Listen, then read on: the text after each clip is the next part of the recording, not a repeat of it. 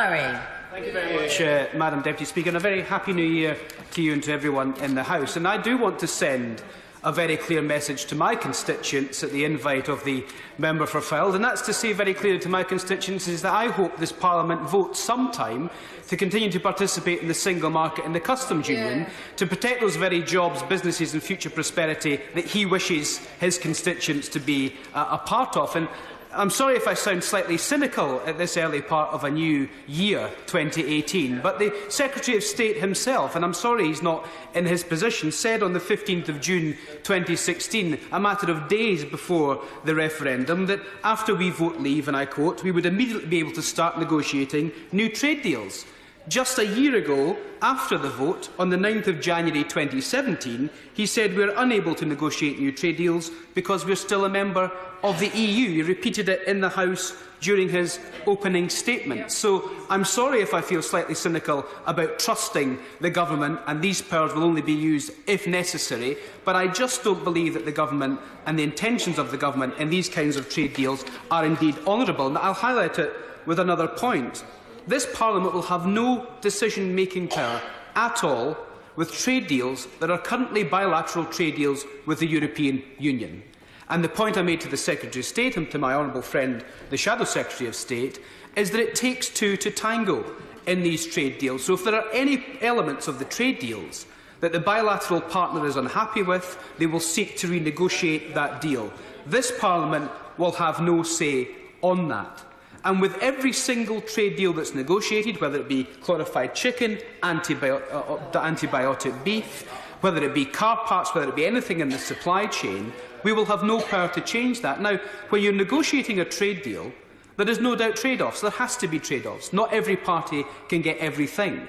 And therefore, I would like the Minister, who I've got an awful lot of respect for in terms of the job that he's trying to do in this department, to come to the dispatch box and tell this Parliament and the country and the people who are employed in the factories and the manufacturing of goods and services in this country what sectors his government are willing to throw under the bus in order to protect the sectors that he thinks is important. I'm happy to give way to the Minister. I thank him for allowing me to read. And let me just say two things. I think he's making some important points, but again, like his front bench, he's conflating future trade agreements with current trade agreements. On the current trade agreements, there's nobody that we are speaking to, at least the best of my knowledge, is seeking revision in a significant way of those trade agreements. They are speaking with us to roll over those existing trade agreements, which again has got nothing to do with the future free trade agreements, which I think he is deliberately seeking to conflate. Well said. So the Minister is telling this House that of the 65 trade agreements that are currently in existence between the EU and other countries, they will be grandfathered across to UK law without any changes whatsoever. I'm sorry, Madam Deputy Speaker, but that is utterly, completely impossible. Minister. I'm sorry, Madam Deputy Speaker, I'm sorry, but he has misquoted me. I'm not saying that. What I am saying is that none of those third parties are seeking significant changes to those agreements. I am not saying that we will be successful in rolling over all of those agreements. We are seeking to be successful in rolling over those agreements, and that is a very different matter. Well, Madam Deputy Speaker, whether it be mutton flaps, as my honourable friend talked about earlier in the case of Samoa, whether it be the Scotch whisky industry, whether it be car parts, whether it be anything that this country currently exports, the people who have been watching this debate tonight, they should look at the television, rewind to 5:15 and listen to the Minister's two responses. His first response was, nothing will change.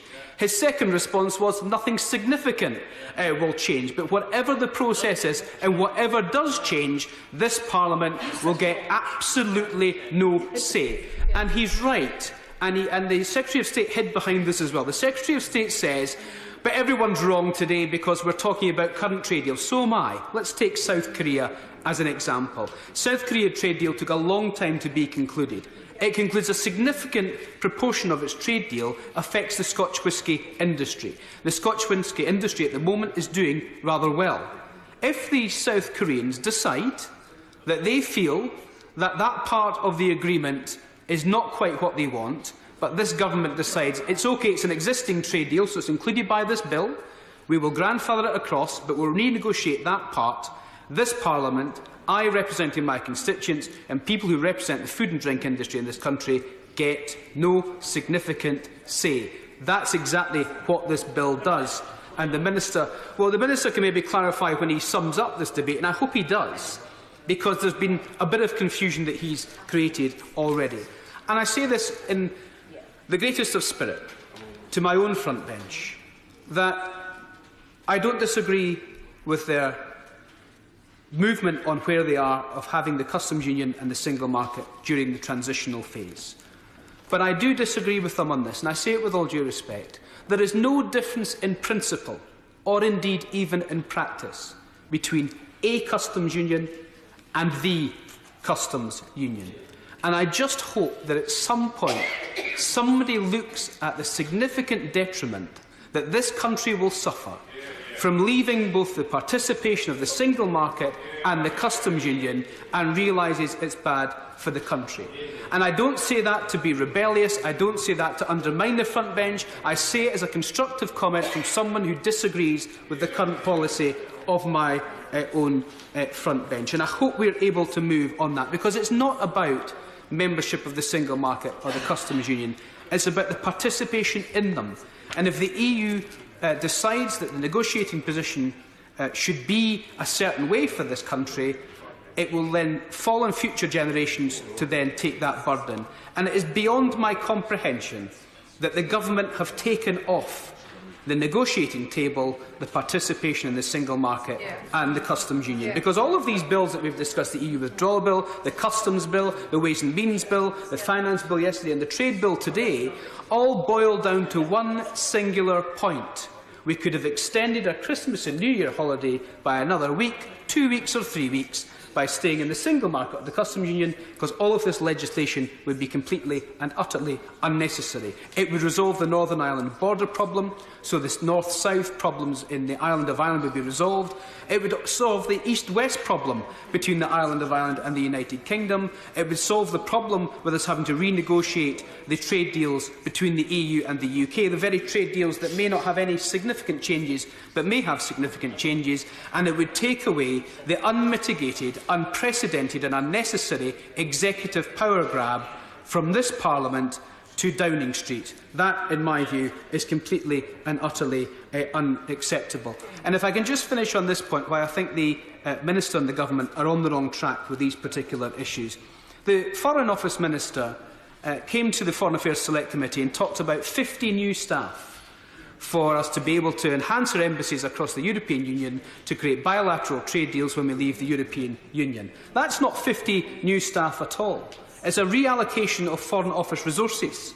It's new staff in those particular offices, but they're being reallocated in some way or other from other offices. And therefore, our bilateral trade potential with third-party countries out with the EU is diminished because resources are having to be put in to bilateral negotiations with individual EU member states.